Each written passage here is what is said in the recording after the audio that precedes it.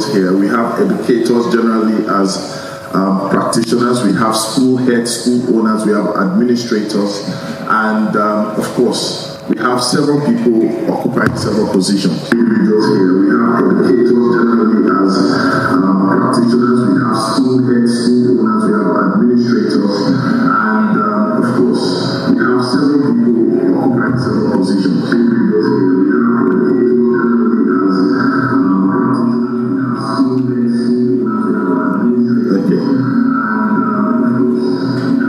So can we give a round of applause to Rotimi anytime? All right. So like I said, basically three things. I believe that when I got the topic to speak about 10 bottlenecks on school operations, that's things came to my mind. I've been privileged to consult for different grades of schools and at different levels, especially when it comes to cultural transformation. And the issue of school operations, most times people just one end, one dimension. And I think that I would want us to open our minds as I share my thoughts. Because school operations really is the sum totality of the school itself. I believe that the school operation is divided into 4 dimensions. The first dimension has to do with the entire welcome experience of the school. And there are operations or operational activities in that. The second dimension has to do with the service experience of the school. And that, of course, most of us are familiar with that parents take a decision on a school majorly because of the service experience. And then, of course, the third aspect, which, of course, most of us are aware of, is the exit, the transitional side of the school operations. This is where a lot of us are silent or weak at. I find a lot of gaps here, and then the fourth one is the follow-up culture, which is most times not existent within the school space. If you were to look at the schools that we have in today's education sphere, especially private schools, you will find that a lot of investment has gone into the welcome experience of the school. And so if I was to ask you, what's the name of your school? You would answer me, and most of the time you will answer me based on the welcome dimension of your school operations. When you are going to share with me what your school looks like, it's most times going to be sum total of what? The welcome experience. We're going to see the logo, we're going to see how to enroll, we're going to see your forms, we're going to see your step-by-step procedures. You probably send me to a downloaded document or a landing page of some sort. All these things are actually powered by operations, but all the while, the more we try to grow and improve, sometimes we end up with what we call bottlenecks. So I'm going to use the word bottleneck, which is 10. If you count bottle and then you put neck, you have 10. So I'm told to share 10 bottlenecks. So I'm going to use the word bottleneck. Can we do that together? Can you spell bottleneck with me? 1, 2, go. B-O-T-C-L-E. Are you sure of your right? How many is that? 10. So the first word is what? B. The first letter is what? B. The first thing that causes bottleneck in most operations in school system and in school space is what I call the belief problem. Most of us set up fantastic organization, and at the tail bottom of the organization is what we have as a belief deficit. A lot of times, most of the innovative tendencies that schools are meant to tilt towards, you find out that most times you hear people say that it's not possible. Well, if it's possible, it's not feasible. You see, many times we look at things like we heard on last presentation, or we see some things in the public domain talking about education innovation, and while we might embrace it, sometimes within our system, within our space, even when we deliberate within committees, we have something coming up like a belief issue. And if you are here and you're privileged to be in a position to decide, decision maker in your school, one of the things that you must take care of and be conscious about is the belief factor. Because I believe that bottleneck in itself is a representation of, number one, limitation, is a representation of scarcity. Bottleneck in a way can be seen as something that restricts, more or less. And so when we look at the school operations, whether we're talking about the welcome dimension to the follow-up dimension of the school, the very first thing that we need to know is the absence of belief is the very presence of frustration. And that means that as a school, you might not go far. In fact, the more ideation that takes place, the less progression that will take place. So that's why you hear people say that, you know what, don't worry, we've done this before. We said they will not agree, it will not work. We begin to have the kind of conversations in our teams that shows lack of belief. And this is sometimes not looking like a curricular content, because you look at it, what is belief? Belief is everything. Someone say belief is everything. If you don't believe something is possible, no matter how much someone displays or demonstrates what it is going to achieve, trust me, you probably take it as if it's a pinch of salt. Are we together? I said, are we together? Yes. And so number one thing is that we must deal with the belief. Belief itself brings bureaucracy. That's why you find out that sometimes for some people, for an idea to pass through, you will see the hurdles you have to cross over. And if you're going to deal with the belief factor, then I need you to understand, for those of you who are trying to push through that bottleneck, you must overcome belief through selling. Everybody say selling. It sounds strange, right? Everybody say selling. This is how it works. When there is a possibility of a belief deficit, you don't share your idea, you sell your idea. Mm-hmm. So when you meet a school leader, you meet a school committee, or you meet a team, you're a school leader, you're a visionary, and you want to pass an idea across, you don't just share it. Ladies and gentlemen, I want to share with you what the direction of the school's future is. I want to share with you how we can automate our processes. No. You what? Sell it. At that point in time, you are not looking at just the passing out of mere information. You are trying to cause belief. Are we together? Yeah. So I'm sharing with you some of the problems and also probably additions to solutions. So what's the next letter? O. I can't hear you. O stands for orientation. Now when we look at it, a lot of times, there are many things that we've been able to inherit in our school system that has been like tradition. It's almost like routine has taken precedence over the things that we do. And so sometimes, if you ask people, why do we do these things? Let me give you an example. I went to a particular state to do a program called Teacher Support Program, and I was speaking across Jefferson local government. And I spoke to the heads of school there. I said, do you guys have assemblies every day? They said yes. I said, fantastic. I said, do you sing the national anthem when you're at your assembly? They said yes. I said, so on a fateful day, you come into your school, you say, students, it's time for the national anthem. We're going to sing the national anthem. And the student says, excuse me, we are not singing today. And I asked, I said, what would you do? Let me pass it to this audience. You will laugh. What would you do? Anybody? You say what? You ask why. And you say that we're tired of singing the anthem. What would you do? You say? You ask again why. You ask? Oh, okay, you are using that 5 principle, the 5 whys. Oh, you don't know students. They'll answer you 5 times. Must we sing the national anthem every day? No. What is the need? You know, I did this thing in Ogun State too, and the first person that spoke was close to me. She said it in Yoruba, oh, do want that. I just opened my mouth. In translation, I think that's in the translation. It's like you're not well formed. How dare you? That the students ask that why should we sing national anthem every day? Now it's a problem of orientation. We must understand at the base of every school is not the vision of the school, it's the purpose of education. Because the vision of any school is a sum total of a construct of what you saw, meaning the pioneers came together or one person came and said, you know what, this is what I see. Your vision is a subordinate to the purpose of education. Did you hear me? You cannot come up with your own construct outside the alignment of education.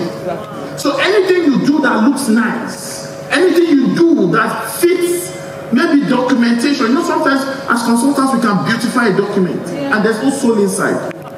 Do you understand? This is what we do. Some people have asked me, can you help me craft a vision? And I said, you know what it means?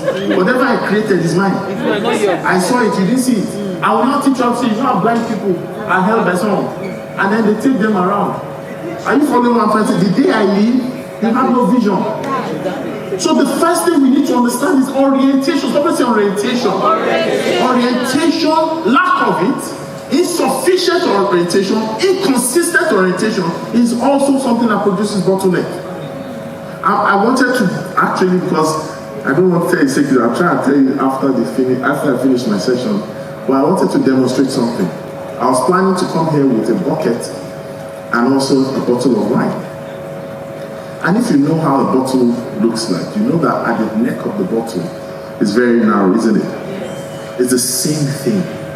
If you have poor, low, inconsistent orientation of why we do what we do, how it's hinged on the purpose of why we should do it, how it fits to functionality, you'll find out that the flow of water, context now, the flow of result, context now, the flow of outcomes gets affected. Listen, sometimes have you noticed that a lot of times workplace fatigue, a lot of people don't know, it's not because of total burnout. Most times it's because of bureaucratic outcomes. Yes. Are we together? So sometimes I'm given privilege to train, and when we do workforce activation, we do sometimes a survey. So we do training needs assessment, and then sometimes we do a cultural audit, and we discover someone says, come, I want you to ginger my staff. I know you are a motivational person. I say, yes, no problem. I can tear the book down. But let me ask some questions. Well, I say my staff need this, they need this, they need this. And when we ask some questions and we just talk to one or two staff members, guess what we discovered? I said, I can collect your money, fine. But you don't need this. All your staff needs is orientation. Just a shift of a mood. Maybe we'll do something like a team bonding, fine. You don't need any intellectual extra jargons. You don't need it. Why? Because I noticed at the base of their practice, orientation was missing. And orientation for some of us, we think is only at the onboarding of staff. No. Sometimes you need to understand that orientation must be treated like calendar. When it's 1st of January, what do we normally say? Happy New Year. Come on, give it to me. Happy New Year. Is that how you say it? Happy New Year. I like that. Is that how you say it? Happy New Year, isn't it? Yes, sir. The same way, the school cycle must also celebrate its orientation. Every time it's cyclical. So that we're able to ask. Right? So that we're able to spot. So that we're able to review, and so that we're able to reform. Are we together? Orientation is very important. Then the next letter in bottleneck is what? T.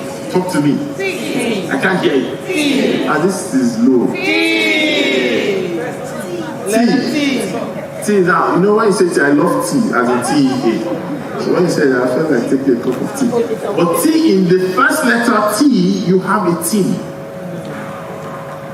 Now let me tell you this, it might not be something that we are proud of, but let me tell you that one powerful way to run the school system is a decentralized model. And it is you empowering the team. I remember Jack Welch, the former GM of General Electric, he was asked a question, a very popular question. We've known you to be good with this and have these results. What is the most important asset of an organization? Can anybody tell me? You're not listening. The most important asset of an organization. The people. Are you sure? Yes. Final answer? Yes. Phone a friend? No. 50-50. I'm trying to announce to you it's not people. The most important asset and the most valuable asset in an organization is leaders. Because you can have people, and out of your people, there are no leaders in them. Are we together? Talk to me. And so you must understand that if you are a pioneer, You are a leader of yourself. Positionally, you are a leader. Intellectually, you are a leader. Responsibility-wise, you are a leader. You must also raise leaders in your team. Are we together? In fact, that is your number one job description. As a school principal, school leader, school owner, your number one job description is to make leaders out of you. Are you following me? Are we together? Yes. So you need to understand that when we work with all these things, behind must be a team. Sometimes you have interaction with the school leader or the school leadership. You are like, man, this school is a visionary school. Fantastic. Watch them in the next 5 years. Watch them in the next 10 years. And then they say, you know what, can you talk to some of my team to continue? Then talk to the team members. See the gap. In fact, you know the difference between night and day? You get what I'm trying to say? Now imagine you now carry something that was born out of investment. A conversation and a transaction that was born out of the investment. You carry it. The team, they are willing. They are sincere, but they are sincerely wrong. They are sincerely weak.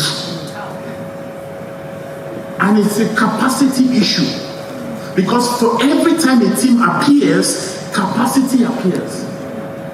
Are we together? You know, it's funny when you walk into a restaurant, I don't know if it's happened to you before. When you have an issue, you say, I want to see the manager. Have you said that before? Has that thing happened to you before? And if someone comes to you, you can almost tell the person, no, I want to see your boss. No, you. You don't say I'm the manager. No. You don't look like the manager. Let me tell you this, capacity is visible. It's also audible. There are times that you look at certain things, you say that it's not there, it's missing. You know why? Because a lot of times, it comes from inside out. Are we together? And if you don't have that in place, it causes what? Bottlenecks in your operations. And I'm excited I'm talking on the platform of Edves because when I look at some of the solutions that they have, it also complements, substitutes some of the gaps that you might have. If you have, for example, a belief gap, is it possible? I think if I'm correct, Edves has over 700 and something clients. So if, for example, you think you're talking about automation, is it possible that a school can go fully automated? Yes. What's the proof? Edves. I don't know where I get my point. Is it possible that you can scale through the orientation and you have it consistent? You know, sometimes maybe facilitator is excited, or maybe the team is excited, maybe the school is making profit this time, no problem for parents. Orientation must never be subject to sentiment or mood. It must be a system in place. It's plug and play. Somebody say plug. Someone say plug. Someone say play. I think by the platform itself, orientation is plug and play, isn't it? Once it comes in, you go in.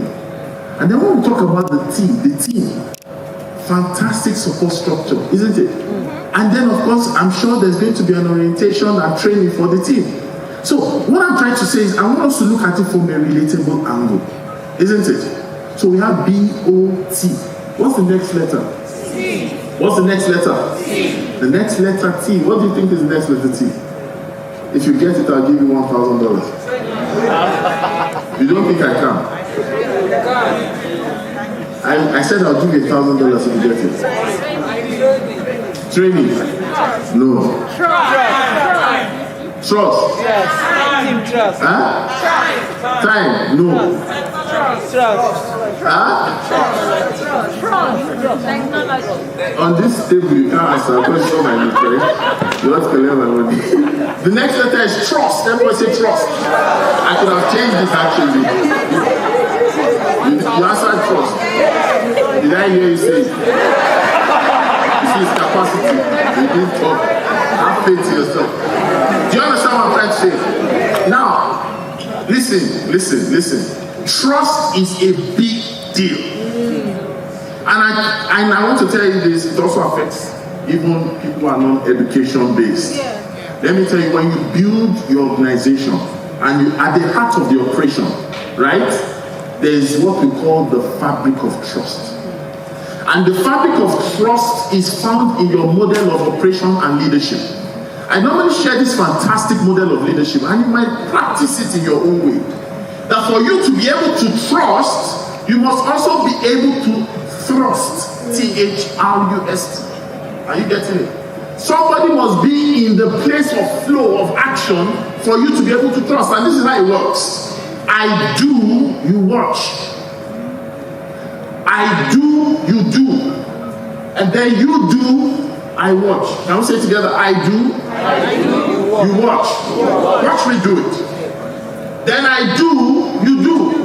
Participatory leadership, isn't it? Then after, you do, and then what do? I watch. And if you look at a school that really wants to build trust in its system, number one, you must be able to have something that is impregnable, isn't it? You must be able to give some measure of control out, isn't it? How do you do it? You must do it with your people, you must do it into a system. Right? You must be able to get people to begin to do things. And it lightens the burden on overall leadership. It also makes you raise expertise. And then it also makes it to spread. Listen, sometimes we raise expertise, we don't spread expertise. I remember many years ago when I used to work in the bank, I had the privilege of doing what we call rotational role. So they take us around functions and departments, not because you wanted it yourself, but they didn't want to build a system that somebody will fall ill one day. You just wake up and find out you can't function as you should because somebody is not in the office. Are we together? We must learn to apply this. And when you look at the Edves solution, right, it also helps you to put this thing in practical terms. I don't know if it's making sense so far. Yes, sir. Are we together? Yes. What's the first letter? B. I can't hear you. B. What is B? I can't hear you. What's the next letter? O. What is it? Orientation. Fantastic. What's the next letter? T. What is T? Team. T and Kofi? No. T is what? Team. The team. Okay, what's the next letter? Trust. What's that? Trust. Yeah. What's the next letter? L. L is leadership. And I want to take this as a different angle. Leadership is most times defined from different eyes or different perspectives. I'm going to show you two sides of leadership that you probably need to pay attention to. Number one, leadership speaks about ability to deliver. Listen, desired change. And when I look at it from that angle, it brings me to this question. Do you know that every school is making a promise? Do you know that? Every school. In fact, when I check a school on site or off site, I see something. I see the vision of the school. I see the mission of the school. Sometimes the motto of the school, the mantra, the mandates of the school. Sometimes I see the charter. You know, some people go further. They don't just say that, they tell you sometimes there are many things you see, but we don't see the promise. And let me tell you the honest truth, your vision is not necessarily the same thing as your promise. Every school, grade A, grade B, grade C, grade D, grade E, whatever grade you are making a promise. Can we say together? Every school is making a promise. Say loud and clear. Every school is making what? A promise. And like we say, a promise is what? It's a debt. You have to pay it. So I want you to think about it this way. Are you keeping the service promise? Are you keeping the service? How do you keep the service promise? Through leadership. Leadership creates your ability to deliver desired change. Now, you know there are times that we have to tell ourselves the truth. And this is, I think, where we always hear this word, and I'll say it shortly. You might not be able to do it all by yourself. Do you agree? Talk to me. Yeah. That's the beauty of the world. In fact, I used to say this, and those who know me say, they know I say this all the time. For you to stand as a successful entity, you need enablers, you need amplifiers. Enablers make things happen, amplifiers project the things that happen. And when you look at Edves, for example, it sounds like marketing, but it's the truth. If you are able to juxtapose what they do in representation to what schools need and for the schools delivering on their promise, Edves is in its sense a leadership tool. Did you hear me? Did you hear me? Yeah. I said Edves as a solution in itself is a leadership tool. Now, when you have leaders or you have leadership, you need a tool to deliver on your promise. Do you get it? Ability to deliver on that desired change or that desired promise is what leadership is all about. And if you are able to get that in your team directly, remotely, in collaborative efforts, then you solve what we call bottlenecks. Are we together? So we had L for what? Leadership. The second side of leadership is that leadership is also considered as a mentality of assumed responsibility. So when we look at it, for example, now watch this. Everybody look up here if you don't mind.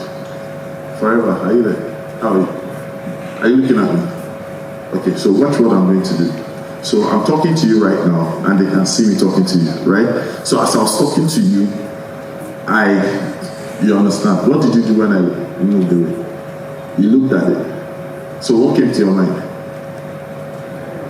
What came to your mind? No, say it. The first one you said. What came to your mind? Something fell. And I wanted to call you back to drink and something fell from behind. What made you rise up to this? Attention. To help you pick it. So have you been picking? I'm talking to you. A round of applause for him, please. Now, what I'm trying to show you is this. It was definite because he had hindsight that it was an illustration. But even without saying, could you come up? Did you notice that he looked at the note and then he started making his way up the stairs? Did you follow? Leadership is mentality of assumed responsibility. It is not necessary for me to say, please pick it up. Something inside showed up that I'm meant to do what? Pick it up or call his attention to it. How do I know that you've developed your quotient of leadership in yourself and in your school system? Or the lack of it is when nothing inside prompts you to take up responsibility, except for the one who has been labeled the one in authority. Did you get that? And that's also almost what you get. For example, when it's end of the month or new month, there are sometimes that a system that is in place sends you what a new month text. Yes or no? Yes, sir. Talk to me. Yes. When it's end of term for schools, you have results. Yes or no? You know human beings can forget to prepare results on time. Agree? Yes. Talk to me now. Yes. But you know that an automated system can take care of that. The day I discovered that sometimes you can schedule an email, it felt like I struck gold. Because sometimes my worst nightmare is email. You understand? And there are times that you have sent a mail, probably scheduled a mail, and you are scheduling it in the wrong time zone. Do you understand? So, but you see, when you have a system in place, it puts you in a place and a position of what? Of leadership. Market leadership, system leadership, departmental leadership. So we don't waste too much time. What's the next letter? I can't hear you. E is equity. Now, if we are going to be sincere with ourselves, we must always understand that you will be fighting between equality and equity when you run a school system. And most times in our school operations, guess what wins? Guess what wins? Equality. And there's nothing like that in an entity where, thank God, the speaker said something, he said not all grades. I didn't hear that before, but think about it from this perspective. You can never have equality have rule in a school operation. Equity is more preferred to what? Equality. Are we together? Not everybody will be equal. there will always be someone above the other, yes or no? But what equity says is that it positions everybody in their place of strength. So we are all working with our strength as opposed to climaxing to our strength. Are we together? And the beautiful thing about Edves is this, that it positions all angle and all departments from strength fast forward. It's not that we will build to strength. Are we together? Okay. So, are we getting this? So we've talked about BOTTLE, which is equity. Equity or lack of equity, better still, is the one that causes that. And then the next one is what? N is neglect. And I want us to, I'll just rush through this. Most of the time, there are things that we neglect. We neglect it out of omission, we neglect it out of capacity, we also neglect out of bias. A lot of times there are things we refuse to do because of the bias that we have. And this causes bottlenecks. And then the next one is E, which is environment. Environment is everything. I believe that, we hear that there are 3 factors that define people. It also defines organization. Number 1 is the environment, right? Number 2 is their philosophy, right? Number 3 is their culture. But the truth of the matter is your culture is a sum total of your environment and your philosophy, right? And so we must understand the environment of a school can impede on the effectiveness of the school and cause bottlenecks. And I'm excited that the solution for Edves solves that. And the next letter is what? C. And C talks about the culture of care, right? I want us to understand that when we don't have a culture of care, there are many things that we make hard for ourselves. I believe that policies that exist in school should be functional. I said this and I bring this to a close. I said this in a forum some years ago. I said that, do you know that if we practice care to the fabric of our school system, we'll question a lot of things that we do. So I said, for example, apart from ceremonial events, why should students in tropics, hot Nigeria, why should we wear suits for school uniform? That's just a food for thought. Because maybe our model of education was on the beaches, right? So they wear jackets, we wear jackets. Maybe that's why our lawyers put on wigs. Maybe. But that's the food for thought. But I just want us to understand that if care is at the base of your operations, you have less of bottlenecks. And then the final one is K, and that's the knowledge level. And we must be given to training, we must be given to remodeling and reviewing things from time to time. And I'm excited that we can trust a platform like Edves to ensure that within the concerns and the frame of school operations, we have solutions that hit all the things that I've shared. And we can move from bottlenecks, right? And then we can open the floodgates of performance, floodgates of expertise, floodgates of excellence. That's the honest truth. And I end this with understand this, and I discovered this statement, I think it was 2004, 2005, that all you know is not all there is to know. You might want to write it down. For someone else, all you know is not all there is to know. Right? And when you know that's the situation, then every hour, every minute, dedicate to learning more. Thank you very much.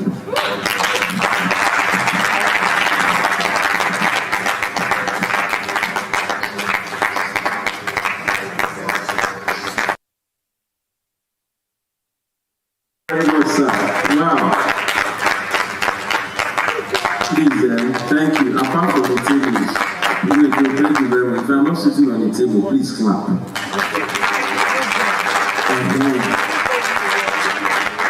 It was not a good session. It was. I know why that guy in the back is not clapping. You know the $1,000. Next time you speak out so you will hear.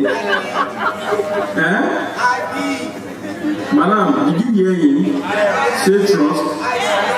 Wait now, there's somebody in front of you. If that woman did not hear, how will he travel here? Madam, did you hear him say trust? Very well. Now, don't worry, God will provide the $1,000 for you. There's nothing God cannot do. The person that said, you don't even me standing here, to be honest. But don't worry, it's not $1,000. It's not like very send your account, I'll send you my own too. First of all, have it to transfer. This is a round of applause. That was a wonderful session. And one of the parts that I think every educator here should take is the leadership part. And when I was talking, I just opened my phone and I saw something, and I'm being against that particular statement. It's a new statement for the new generation where they say you don't owe anybody anything, it's your life, do it. No, it's a lie. As much as you earn a salary, you also owe that school your best. So whether they do their best for you does not matter. You owe humanity to all of you. The reason you are alive.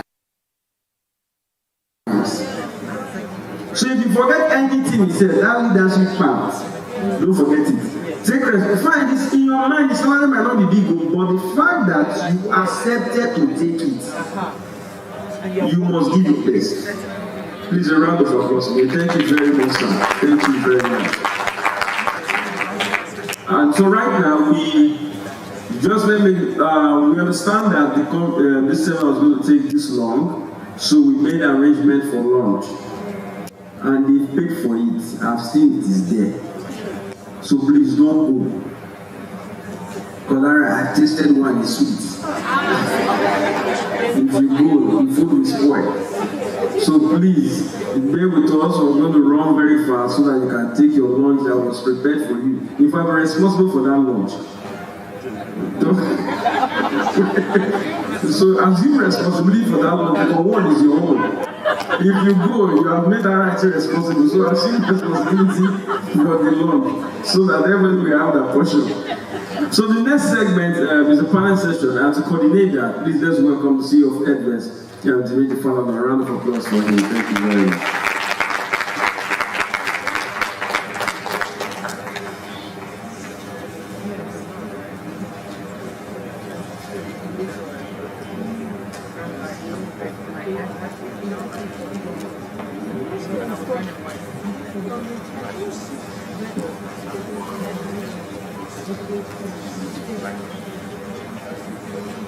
Thank you very much.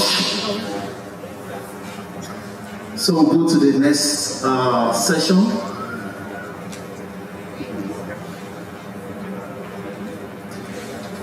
That is the school leaders session. And we just talk about leadership now. We are privileged to have a lot of leaders in our midst. The association head and the directors of schools. They have seen it through for many years. They've trained teachers, school owners, administrators across different schools, and they also they are very, very active in running a school. So we have a team of leaders. I'll start with Mrs. Akinyeliju, the proprietress of Downsor, both the secondary and the me very well. When we visited her, she started this session a couple of weeks ago when we visited her.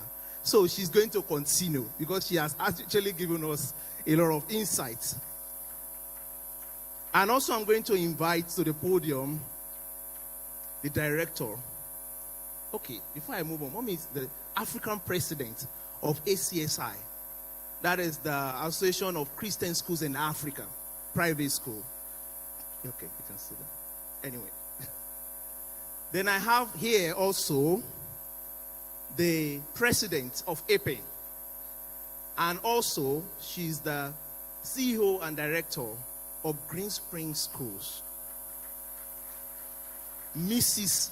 Lai Koiki. These are leaders of leaders. Let's put our hands together for her.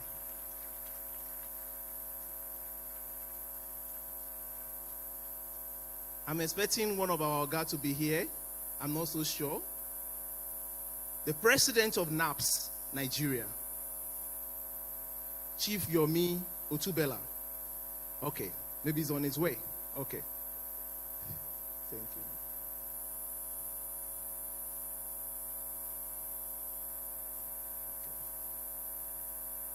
And I have on the Zoom RTN Mutiu Kasanga, the National Chair of Private Schools, Kenya.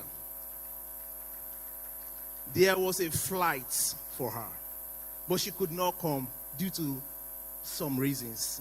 She actually wanted to come down to Nigeria, and she was online a couple of minutes ago, and very soon we are going to get her to join this panel session. So there's supposed to be 4 people here, and Dari, don't leave me to this alone, I should just go ahead. Okay, you give me moral support. Okay, so let me take my seat, and then I believe Kasanga will also show on the screen. And then you're welcome. Thank you very much for your time. You are responsible for your school and also for a couple of so many schools and leaders. And then we know that you're very busy, and then we appreciate your time. Thank you for coming. Thank you. And then can we have more mics, please? Please, more mics. So without taking much of our time, I'd like to go straight to the point. I will ask one question, and I would like you to take the question. Then please, I would like us to pen down our questions, because this is a session that we would like you to also ask questions so that you can get answer to some of the questions we have. So the question number 1 I have here is, you need to tell us about yourself and the most important decision and very difficult decision you took during the lockdown. Was it March? Around March 19, 2020, the news came. Every school should close indefinitely for now. So what came to your mind? I'm sure you took a decision for your school. Then I'm sure the members of your association will have been calling, So what do we do, mommy? What do we do? So we'd like you to talk to us. Tell us about yourself and then the decisions you took during this time. Thank you. Thank you very much. And it's good to be here. Well done. Great job. Please, can you put your hands together for Edves?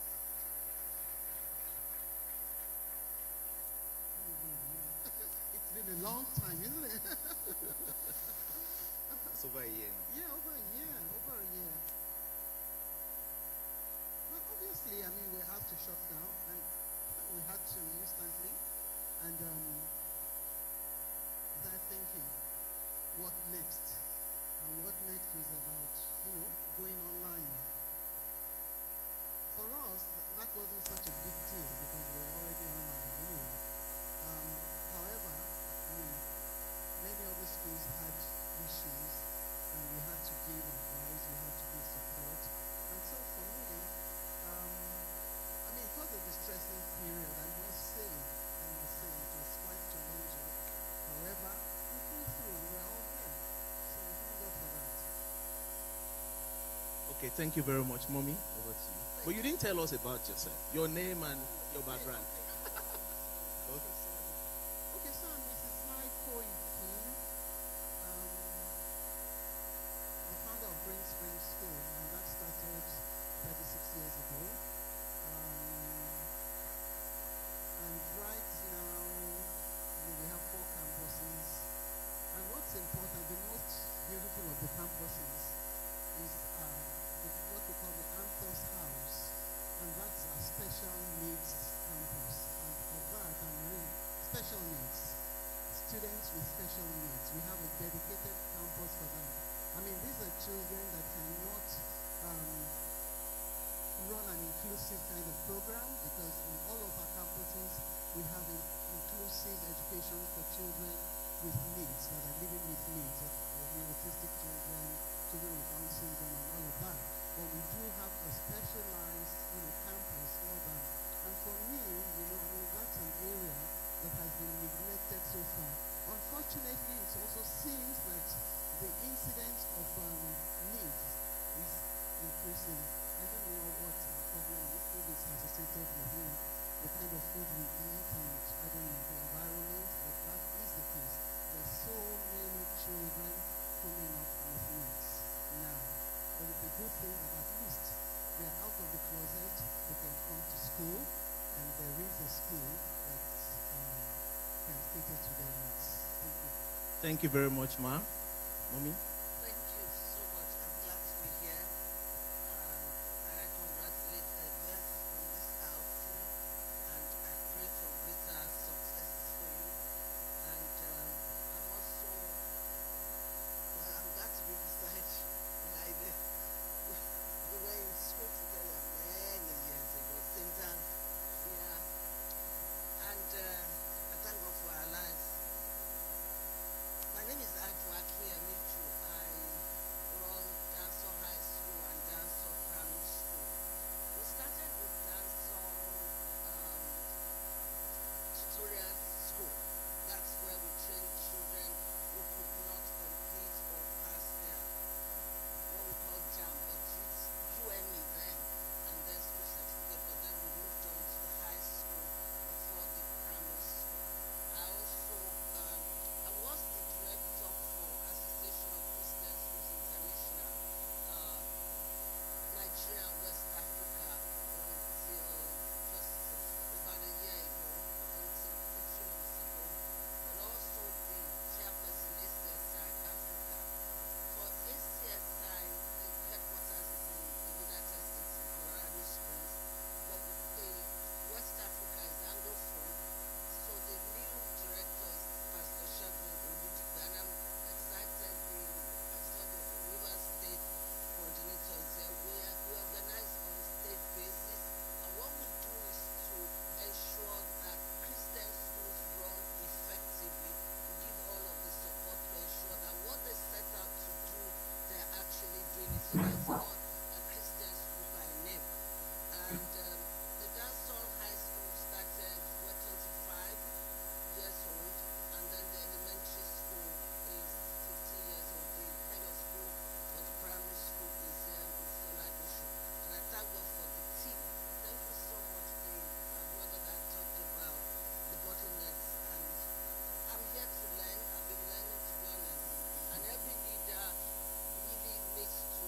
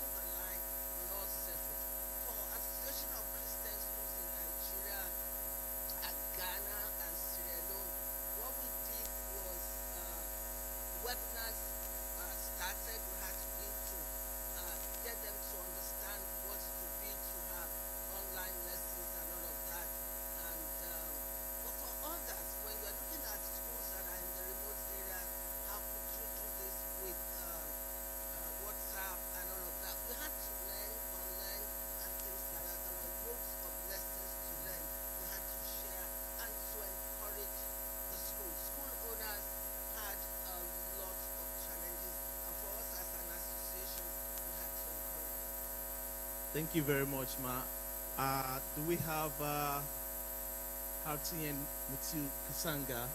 Can you hear me very well? Okay. I can hear you quite well. Okay, thank you very much. We've done an introduction and then we would like to hear from you. Tell us about yourself and then the most difficult decision you took during the lockdown in Kenya. I'm sure we had different days of lockdown. The calendar came into different countries at different times. So can you tell us a bit more about yourself and the decisions you took during the lockdown, especially with your members? Thank you so much. Good afternoon. My name is Moseu Kasanga. I am the national chairperson for the Kenya Private Schools Association, which caters for all K-12 education in Kenya. In Kenya, we cater for about 1/3 of the school-going population. We have a total school-going population of about 12 million children in education, in basic education, and about 4 million of those go to private schools from nursery to primary to secondary. For us, the pandemic was particularly hard, and this is a story that replicated itself across Africa, where we saw governments not supporting private sectors in education to get back on even footing. So for us, one of the most difficult things in Kenya was keeping teachers employed or working during the pandemic once the education system was closed. In Kenya, schools closed on March 15th, 2020.